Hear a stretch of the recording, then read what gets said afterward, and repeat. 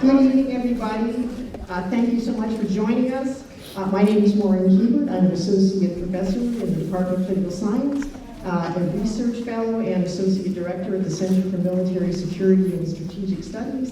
And I'm also a proud member of the advisory board of the UCJC, the U Calgary Jewish Community, which is one of the co-sponsors for this event. It is my distinct pleasure to welcome you to this talk by Dr. Goldie Morgentaler, the Canadian afterlife of the great Yiddish-language Holocaust novelist Chava Rosenfarb, as told in letters and stories. I was reminded of the appropriateness of the title of Dr. Morgentaler's talk last week when our adult daughter mentioned Chava Rosenfarb's work came up in her Yiddish language class at the University of Toronto. Now, I should emphasize that she's at the kind of like, this is a cat, this is a dog phase, but this was used as an example of something that someday maybe they all might be able to read. We are so incredibly honored to have Dr. Morgentaler with us tonight as we mark Yom HaShoah in the year 5786.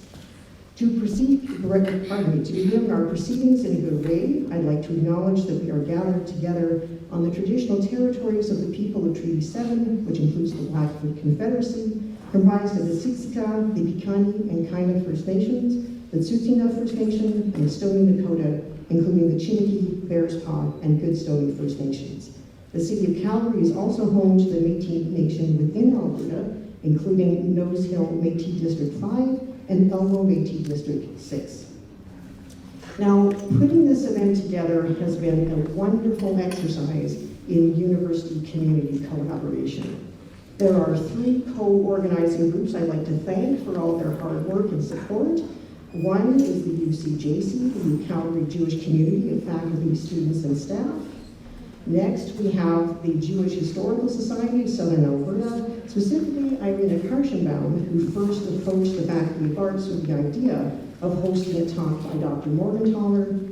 And last but not least, where I'm wearing my other hat tonight, the Center for Military Security and Strategic Studies, and our incomparable coordinator, Mary Anderson, who provided invaluable organizational support, as she always does. Special thanks also goes to the organizing committee for this talk, UCJC members Cynthia Prazo, our chair, Nana Matusovsky, myself, yay me, and it is of course all about me, and our student intern, Logan Jaspers, who I'm happy to say will be my new MA student in political science in September, and Irina from the Jewish Historical Society of Southern Alberta. Now, this event would not have been possible without exceptionally generous funding from the Center for Military Security and Strategic Studies and the KSW Calgary Holocaust Education Fund of the Jewish Community Foundation of Calgary. The Jewish Historical Society also graciously covered the cost of our videographer. Thanks as well to the military museums for allowing us to use this remarkable and meaningful space. Now, in terms of proceedings, I will turn the microphone over in just a second to Irina to introduce Dr. Morgentaler properly. Dr. Morgentaler will then speak for roughly 15 minutes, and then we'll have a question and answer session from the audience. We have microphones available. Just raise your hand, and one of our staff will come and bring the microphone to you. And with that, I would like to welcome Irina Karchenbaum to the stage. Irina is a writer and board member of the Jewish Historical Society of Southern Alberta, where, among other initiatives, she spearheaded the creation of the Little Synagogue on the Prairie at Heritage Park. Please help join me in welcoming Irina to the stage.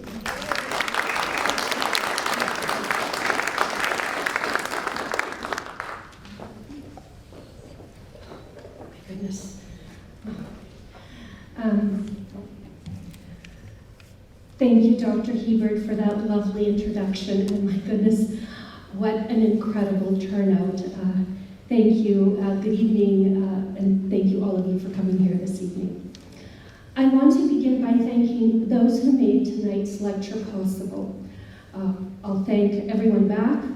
Thank you to our excellent organizing committee, Dr. Maureen Hebert, Cynthia Prasow, Logan Jaspers, and Mary Anderson. On behalf of the Jewish Historical Society of Southern Alberta, I would like to express our gratitude to the Center for Military Security and Strategic Studies for their generosity in hosting tonight's lecture. And we are grateful for the generous funding provided by the KSW, Calgary Holocaust Education and Commemoration Endowment Fund, held by the Jewish Community Foundation of Calgary. And thank you to the Jewish Historical Society of Southern Alberta for their crucial support in presenting tonight's event. The Jewish Historical Society preserves our local Jewish history. This includes collecting oral histories. 2 years ago, I conducted an oral history interview with Dr. Goldie Morgentaler, who lives in Lethbridge. As the daughter of Henry Morgentaler and the great Yiddish author Chava Rosenfarb, and being her mother's literary translator, we needed to hold her story in our files for the benefit of future generations. 81 years ago tomorrow, on April 15, 1945, the British Army liberated the Bergen-Belsen concentration camp, and 22-year-old Chava Rosenfarb was one of the survivors. During her incarceration, she continued to write poetry. After the war, Rosenfarb's work expanded to plays, short stories, and novels, and she was doing something unique. When most Holocaust survivors were writing memoirs, Rosenfarb was writing fiction.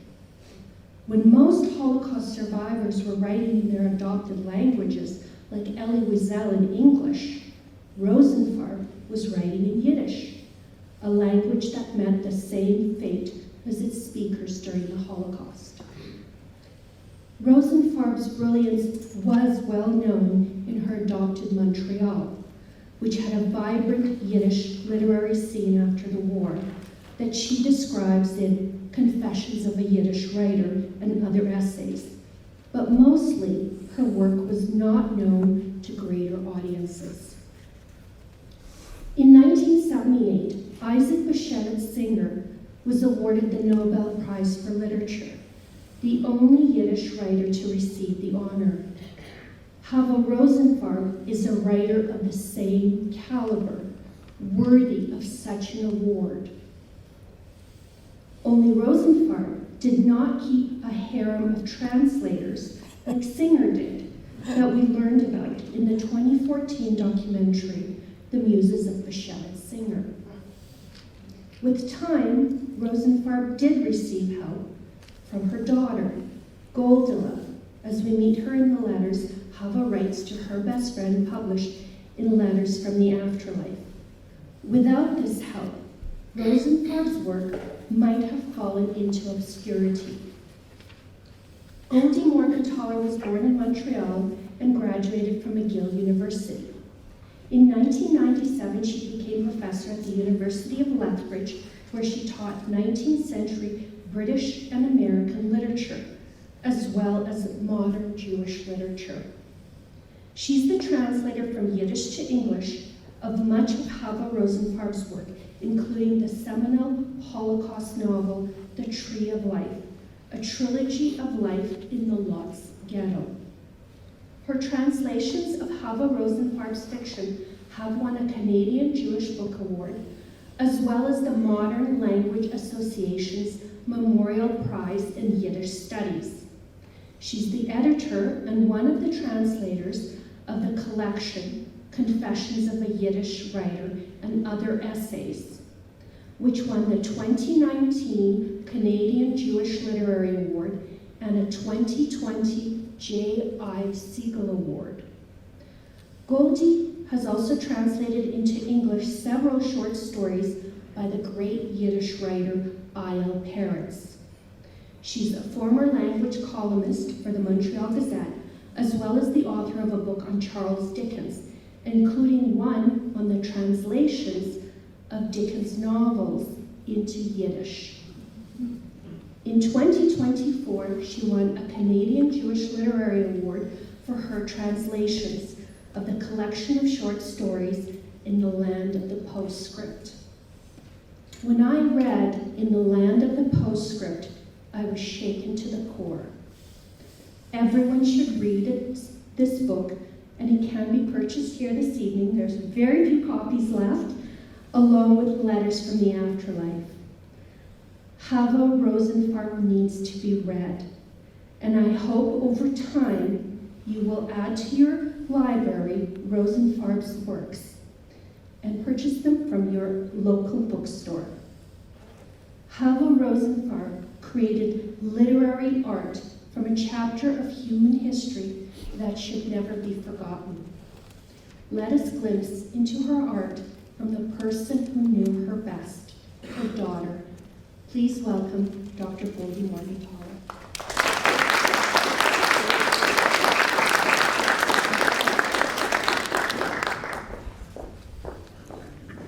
Thank you, and thank you. Can everyone hear me? I'm very moved by that. Thank you, Irina.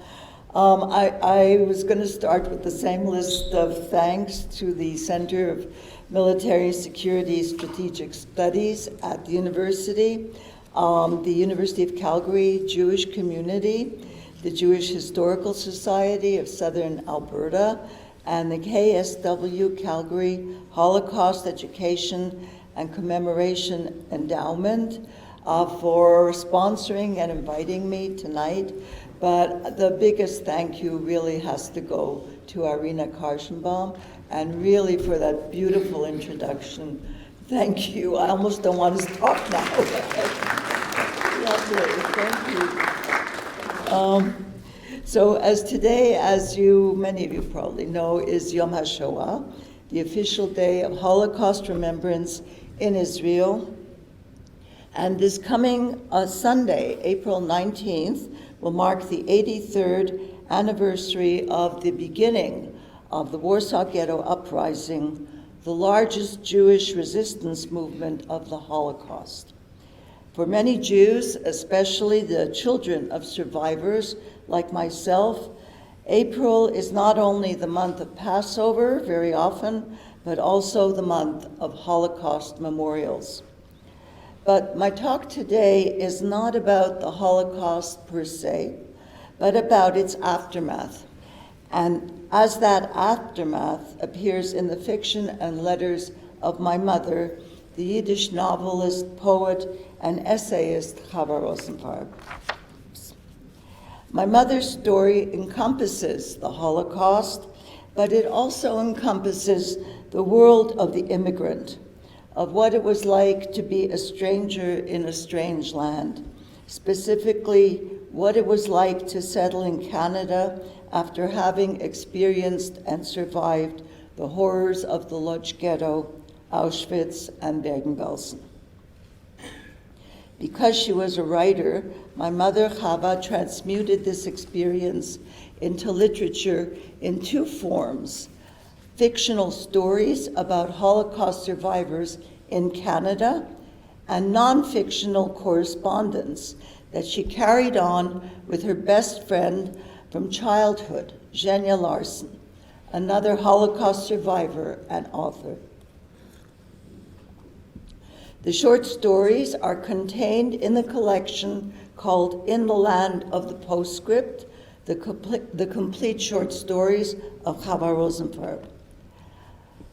I am the translator from Yiddish to English of most of these stories. As for the letters, they are contained in my latest publication, Letters from the Afterlife.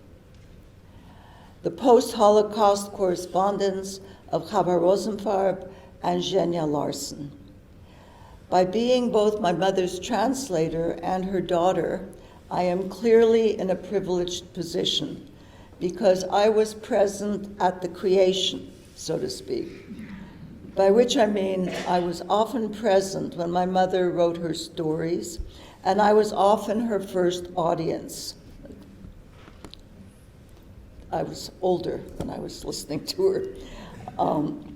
When she was particularly happy with something she'd written, Chava would seek me out, and I would listen as she read aloud her latest creation, after which we would discuss it.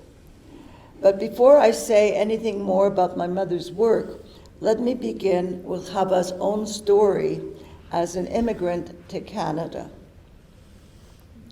She arrived in Montreal in February 1950 after a long, uncomfortable journey across the Atlantic in the steerage section of the boat Samaria. She was uncomfortable because she was seasick and because she was pregnant. The boat landed at famous Pier 21 in Halifax. From there, she traveled with my father by train to Montreal.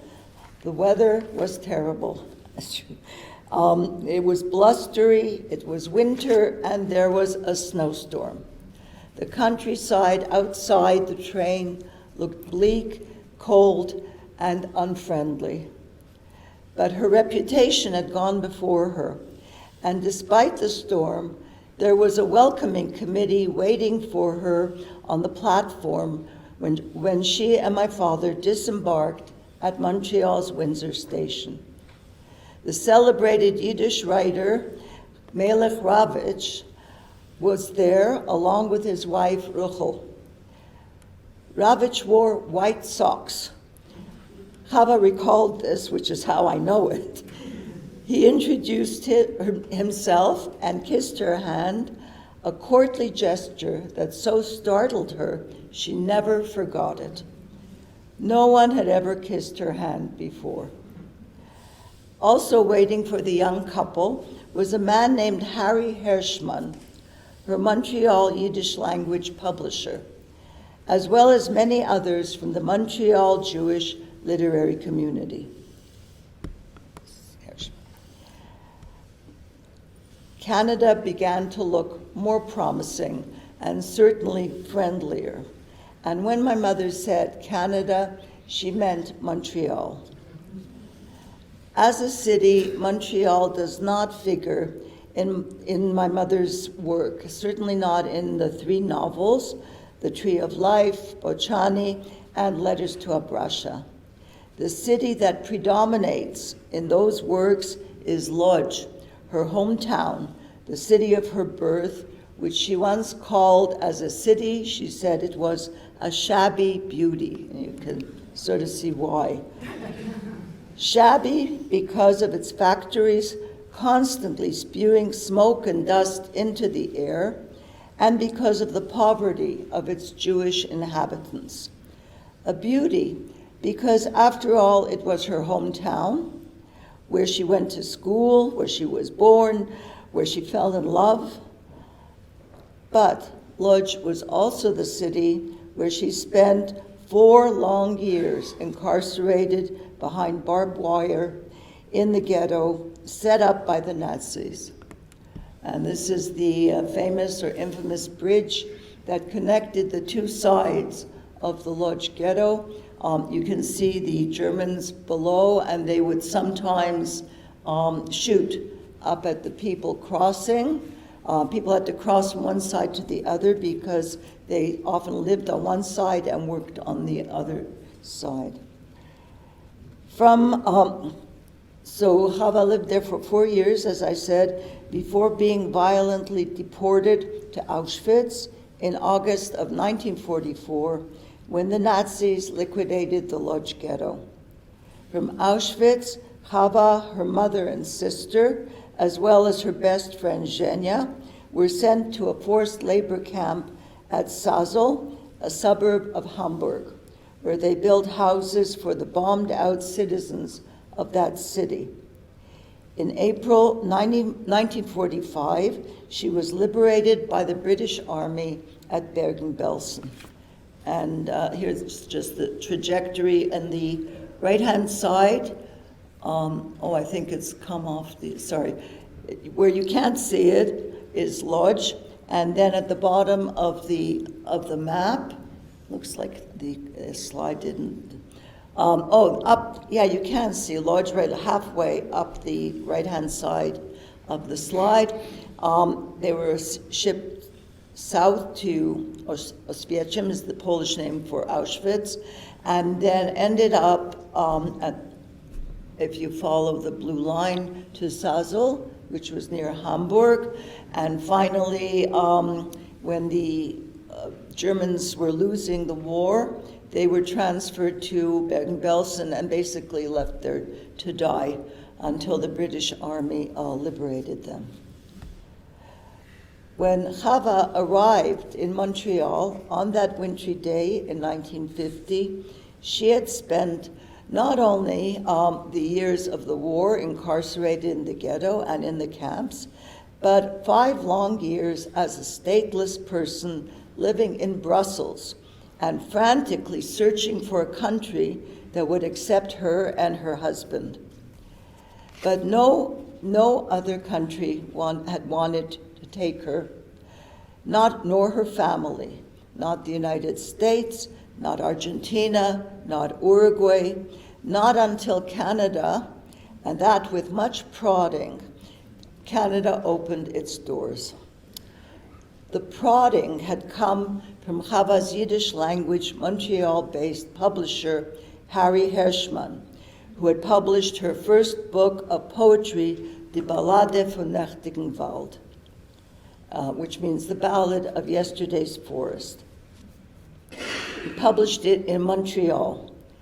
But in the 1920s, Harry Herschmann was a big macher, as they say, in Montreal in the early years of the 20th century.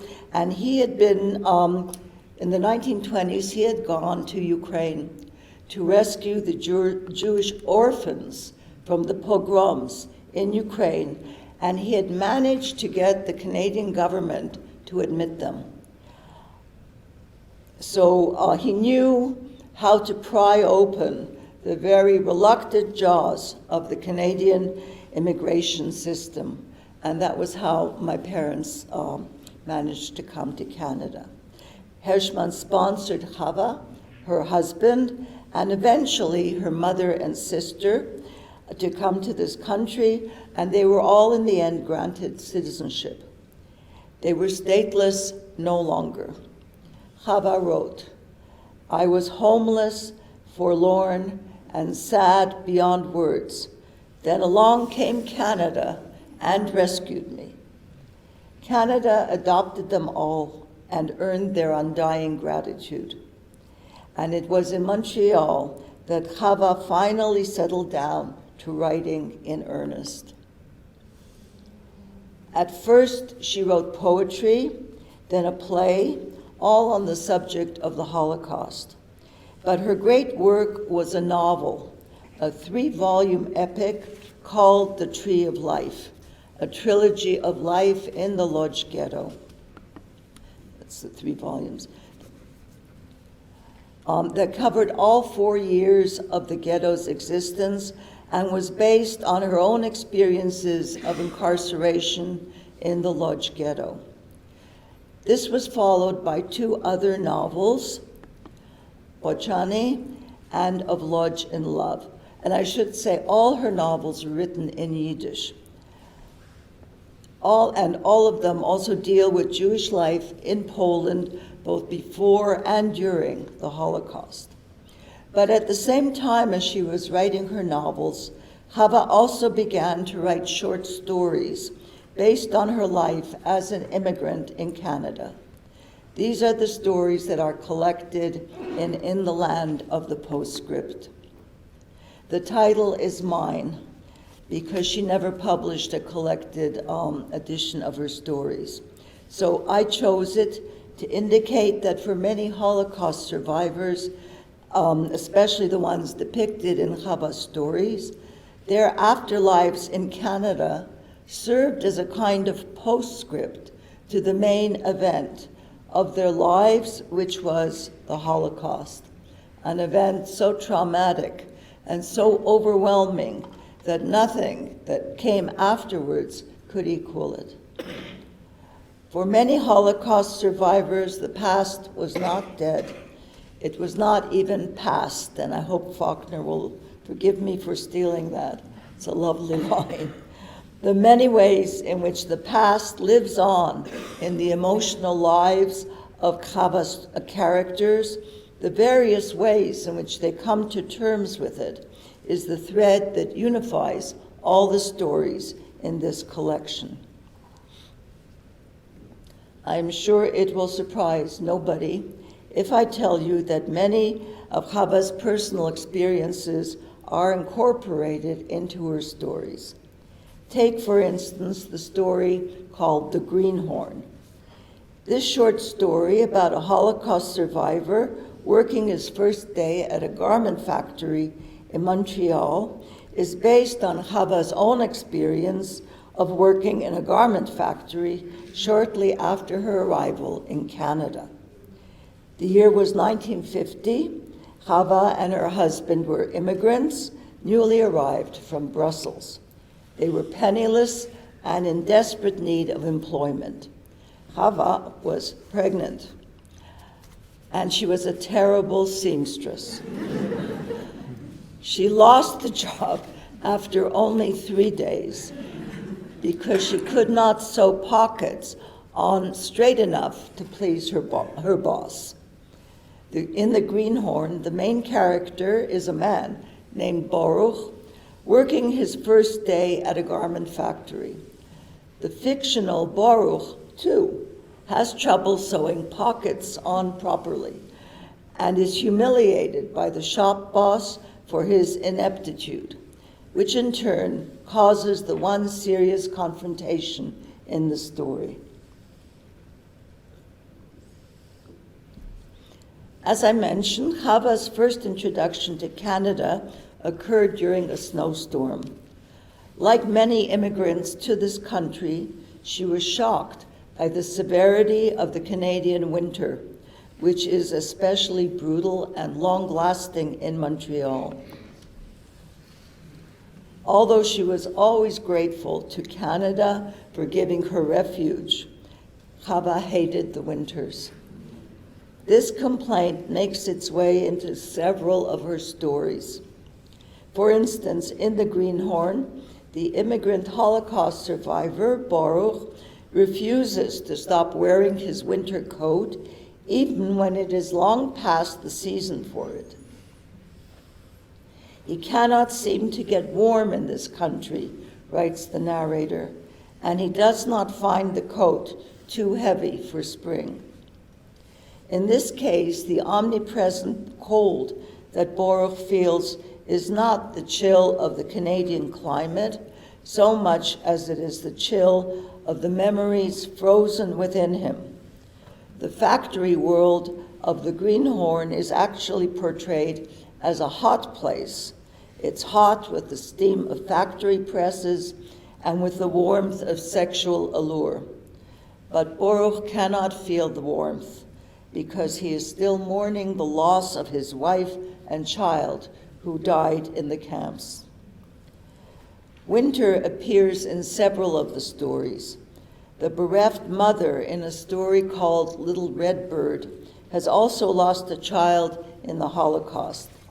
Looking out the window of her house in Montreal, she sees a little girl in a red jumpsuit playing in the snow and decides to abduct the child to replace the little girl that she lost in the camps. The bickering couple in the story Francois run away to South America in order to escape the winter and their crumbling marriage, as if the Canadian climate alone could account for the dissolution of their marriage. The story called The Masterpiece depicts winter as a kind of environmental avenger for the sin of self-absorption committed by a writer who very much resembles Chava herself. The recurrent theme in these stories is the persistence of Europe and European memories within the context of what should be a new beginning in North America. In the story The Greenhorn, when a pretty young French-Canadian girl eagerly quizzes Baruch about having lived in Warsaw, he replies, "I no longer have any feelings for Warsaw." She suggests that this is because he has been away from the city for too long, to which Baruch replies, "No, I am still there. In one way or another, all the immigrant characters in Chava's stories are still there. in their own traumatic European pasts, despite being resident in Canada. In these stories, Canada is the neutral land of refuge, which, like blank paper, patiently permits the survivors of the Holocaust to imprint their pasts on its present. I do not have time to discuss all the stories in the land of the postscript, but I would like to say a little bit more about one of them, a story called Edja's Revenge. Edja's Revenge is without doubt one of the most complex and impressive of the stories in this collection. In this story, a tangled relationship of gratitude and resentment, which begins during the Holocaust, plays itself out against the backdrop of Montreal. What makes the story unusual is that it is told from the point of view of a capo, who is both the narrator and one of the main characters. Capos, as you probably know, were concentration camp guards, often Jewish themselves, whom the Nazis had put in charge of their fellow inmates. Rella, who had become a capo through bestowing sexual favors on a guard, lorded it over the other women in her barracks, beating them and indulging in the petty cruelties that her position permitted. Her one good deed was to save the life of Edja, who was another camp inmate, by hiding Edja under a bunk during roll call. After the war, the two women meet again in Montreal, where each has settled unbeknownst to the other. Edja's Revenge, the story, chronicles their desperate attempts to come to terms with their past and with each other. And I just thought I would show you another aspect of Montreal, one of the Montreal architecture that figures prominently in this story, although I'm not going to talk about it. Edja's Revenge is about dealing with the unfinished business of the European past. Rella, the capo, tries to cope with her past by blotting it out and throwing herself wholeheartedly into the cultural life of Montreal. She runs after every new fad and diversion as if desperate to wipe out her memories of the past. Edja, however, cannot change.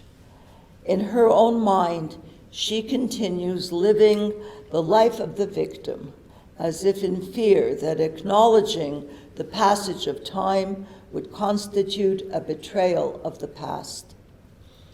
This ambivalence about their European roots haunts all the characters in Edja's Revenge, who as a group live dual lives. Outwardly, they adapt very well to their Canadian reality, learning English, making a success of various business enterprises, participating in the cultural life of the city. But inwardly, as the author makes clear, they have never left the Europe that tortured and rejected them. Like Baruch in the Greenhorn, they are still there.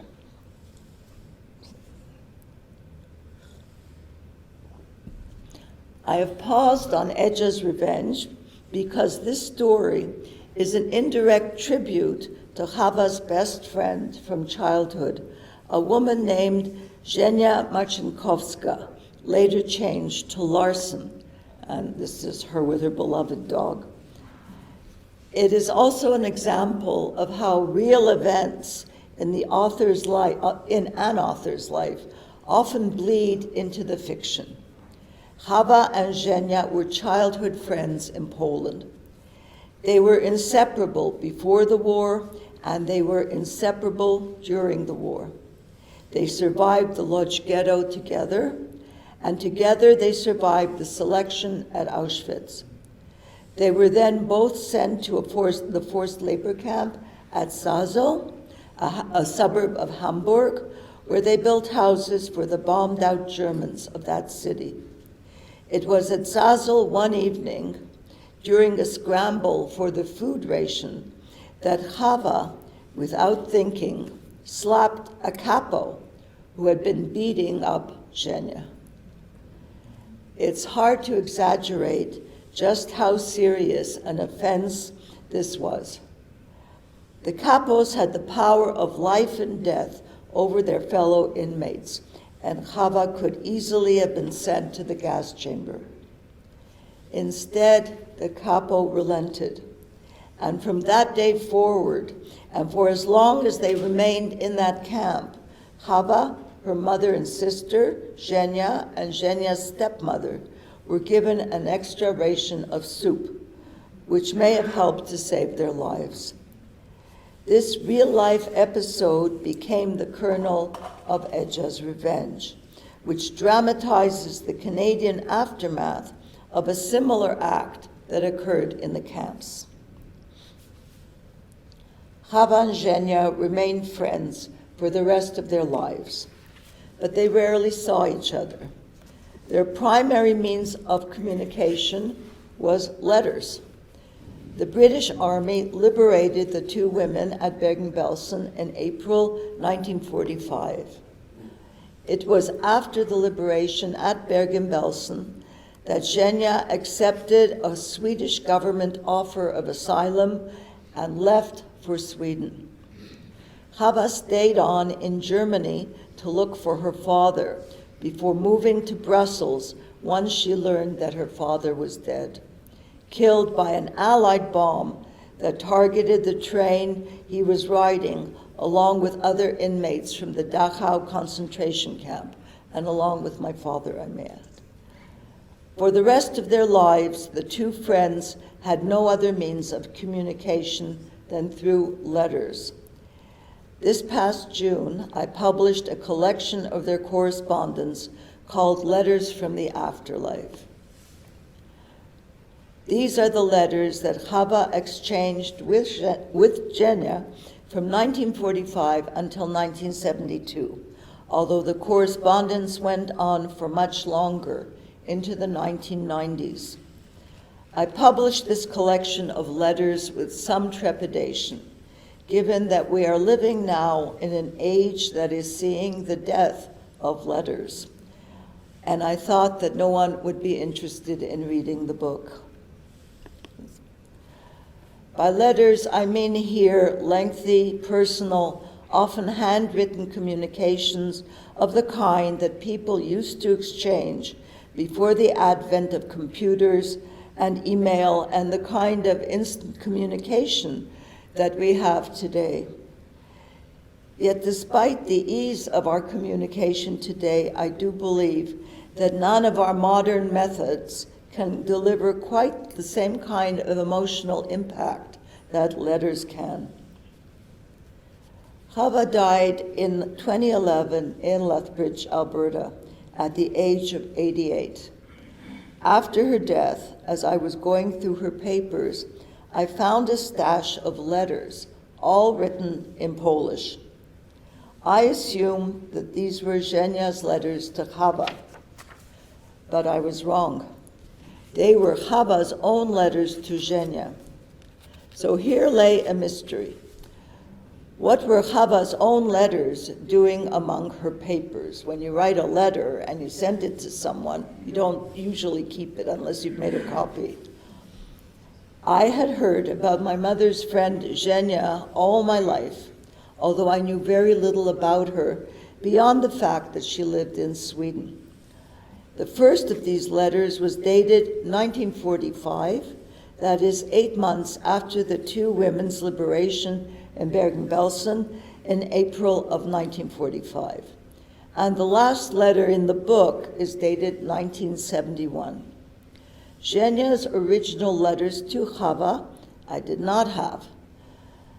But what I did have was the book that Zhenya herself published in Swedish in 1972 called Letters from a New Reality. That's the cover of the book.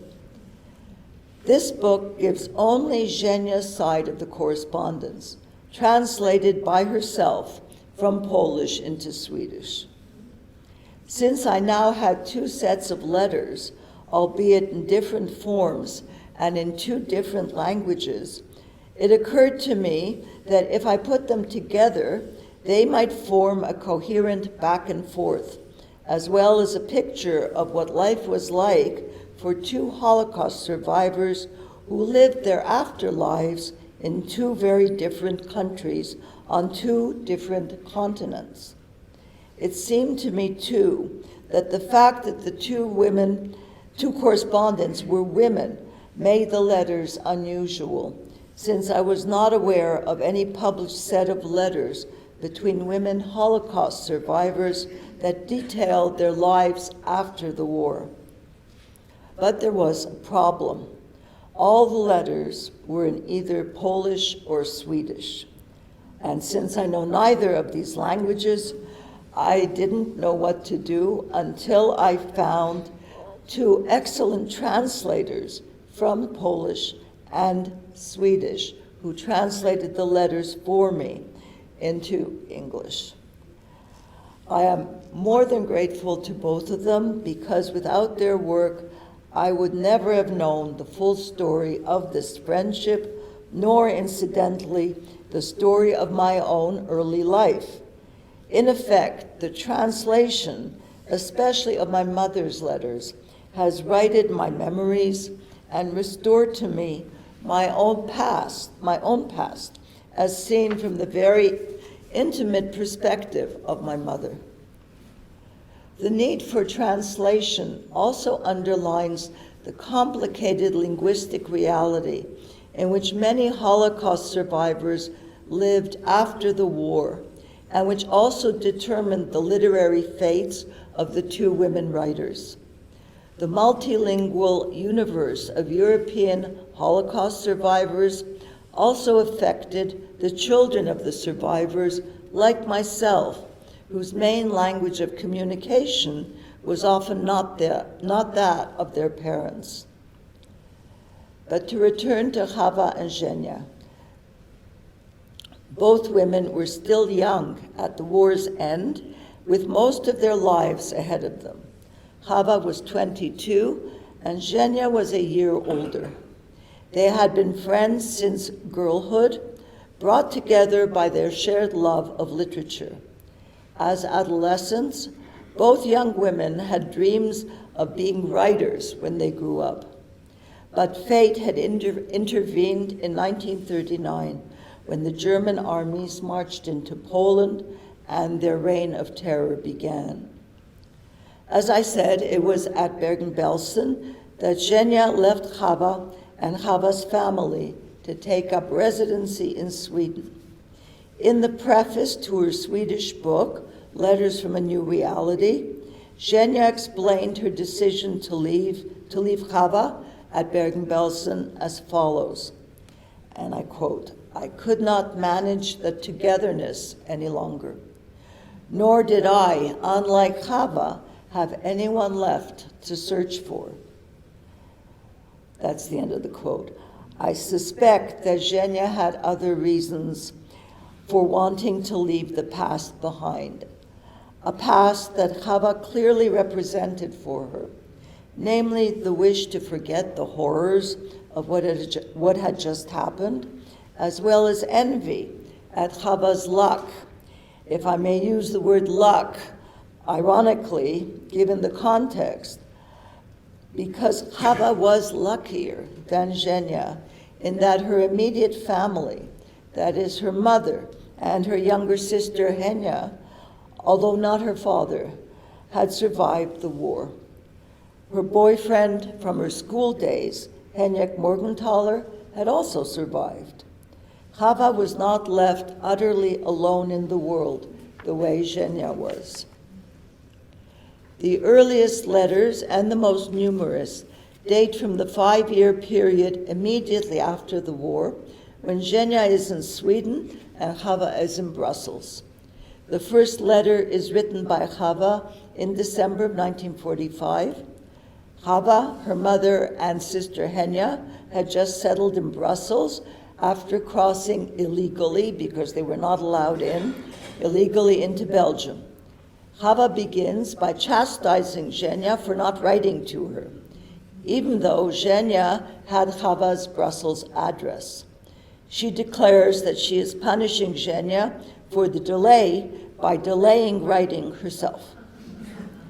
I find Zhenya's emotional response to this reproach quite moving. She writes, "Don't you remember what I said to you in Bergen-Belsen when my journey to Sweden was already decided? I told you then that as long as you remain in Germany, I will not write to you.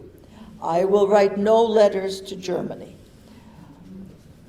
When I left Bergen-Belsen, it was with a firm determination to draw a line over my whole past, forget everything, and begin anew.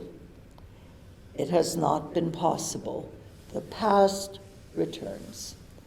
That's the end of the quote. Zhenya was not the only Holocaust survivor of my acquaintance who tried to forget the immediate past, who tried to erase it in order to go on with the future. My own father did the same, but with devastating results for my mother, who could not forget what had happened. Given that these are letters exchanged between two young women in their early 20s, it is not surprising that romance looms large as a topic. Zhenya describes several potential suitors, most of whom she meets through contacts in the small Jewish community of Stockholm. None of these men appeals to her. But then, through friends of friends, she meets Per Axel Larsen, the young man who will become her husband. One of the most touching letters in this collection contains Zhenya's plea to Chava to absolve her of the guilt she feels for loving a non-Jew. "If I married him," she writes, "would it be a sin? Are my feelings for him a crime against my loved ones who perished because they were Jews? Write to me, Chava. Perhaps it will help me to see more clearly." Chava, who in an earlier letter had expressed skepticism about the wisdom of marrying a non-Jew, now replies that Zhenya must follow the dictates of her heart. If she loves Per Axel, she must do what feels right, regardless of whether or not he is Jewish. In contrast to Zhenya's many boyfriends, Chava had only one, Henrik Morgentaler. Later in Canada, he anglicized his first name to Henry. In her very first letter to Zhenya, Chava is anxiously waiting for him to join her in Brussels. He had remained in Germany after his liberation from Dachau to study medicine. The plan had been for him to join Chava in Brussels, but the fact that he delays and does not write to her is making her anxious. After a long wait, Henrik does indeed join Chava in Brussels, and they begin their life together. In 5 years' time, in order to immigrate to Canada, he will officially become her husband. Several months after they arrive in Montreal, he will become my father. But as yet, in the first year of her correspondence with Zhenya, Chava's waiting for him to join her in Brussels. He was supposed to have come earlier, she tells Zhenya, but for unspecified reasons, he has been delayed, and she is beside herself with worry. The one thing that has surprised me the most in Chava's early correspondence with Zhenya was the intensity of her love for my father. My parents had had a very difficult marriage, and Chava's letters to Zhenya do eventually reveal this, although she spends a lot of time in her later letters trying to hide the truth of what is happening in her life vis-a-vis her marriage. But in the early years, right after Chava learned that Henrik had survived the war, She longed for him with an intensity that took me by surprise. The ardor of her love certainly was related to her youth at the time, to what she had just been through, and I might add, to her innate inability to think badly of the people whom she loved. This inability is on full display throughout the years covered by the letters, when she writes only to praise him, although if one reads between the lines, it becomes clear that she is deeply unhappy in her marriage. My parents' love affair had begun as puppy love when they were both children, sitting on the same bench in elementary school, competing for the same prizes, which they both won equally. Henrik had proposed to Chava in a Lodz cinema when they were both 14, something that I had not known until I read these letters. Chava had a loyal soul, and despite the fact that they were both so young when he proposed, she obviously took that proposal very seriously. Much more seriously than he did, I'm sure. Her heart was his from then on. When I first read the translations of these letters, I was surprised at how blind Chava seemed to be to Henrik's faults. The very fact that he delayed coming to her, despite their agreement, and despite knowing that she was waiting for him in Brussels, the very fact that what finally motivated him to join her were the rumors he heard that she was being courted by another man, to me, these should have been red flags that did not bode well for the future. But Chava ignores them. And unfortunately for me, I cannot go back in time and shake her and make my mother aware of what the future holds. The photos I have of her at the time of her young marriage, like the one that's up now, vividly portray how happy she was in the early years before my parents moved to Canada. As time went on, the focus of the letters between the two women shifts away from the war, and the letter exchange itself becomes more erratic.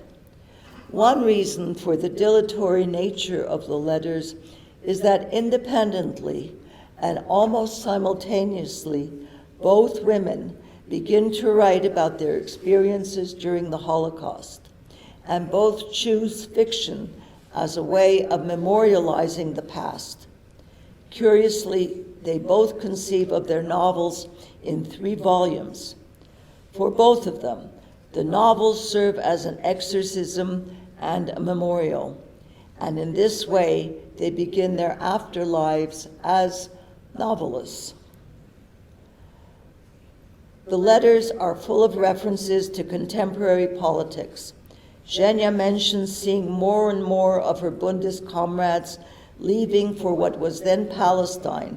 The most important political movement for both women was the Jewish Socialist Bund, a Jewish Socialist Party called the Bund. When they discuss the party, it is the Bund that they mean. But in 1948, Zhenya announces that she has left the Bund and is leaning more and more towards Zionism. Chava, who had been very active in the Bund in Brussels, is shocked. But she too will eventually distance herself from the Bund, although she maintains a lifelong emotional attachment to it.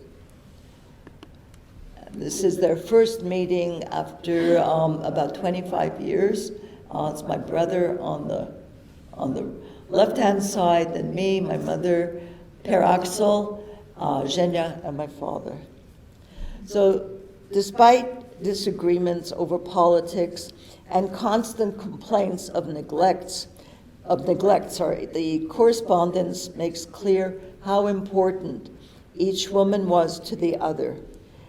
The repeated expressions of affection, the endearments, the constant reaffirmations of love reflect the effusive East European Yiddish culture from which the two women sprang, as well as the trauma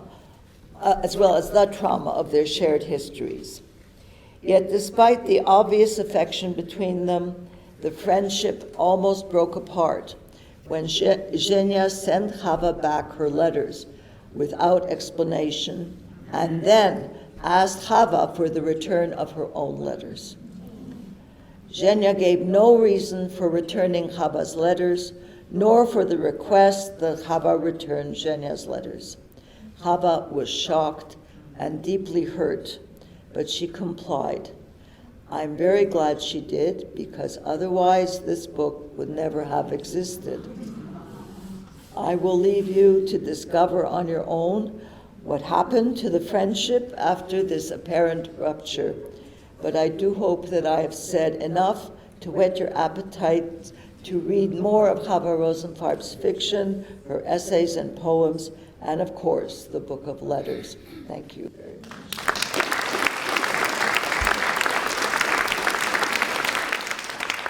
To all of you for coming, for asking such incredibly excellent questions. I do need to make a plug. I'm told by my boss at CMSS, Dr. Brock Hubert. Please remember that right now at the University of Calgary, we have giving days that's going on for the rest of this week. And next week, CMSS has something you can give to. There's a few other things, especially in the Faculty of Arts. We would be most happy to have you support the university. And I'll just kind of turn it over for a second to Irina, who has a little gift to present. Thank you, Maureen and Goldie. This was truly extraordinary, and we were lucky to have you tell your story and your mother's story and your family's story. And thank you, Maureen, and thank you, all of you, for being here. We have a small token of a gift on behalf of the Jewish Historical Society, a book, A Joyful Harvest, and a thank you card, and just a small token of our appreciation. Thank you. And I have to make another plug. We have just a few copies left of Goldie's books, and they all have to be gone by this evening. All of you have to purchase a copy. There is 9 copies left. So these should all be sold.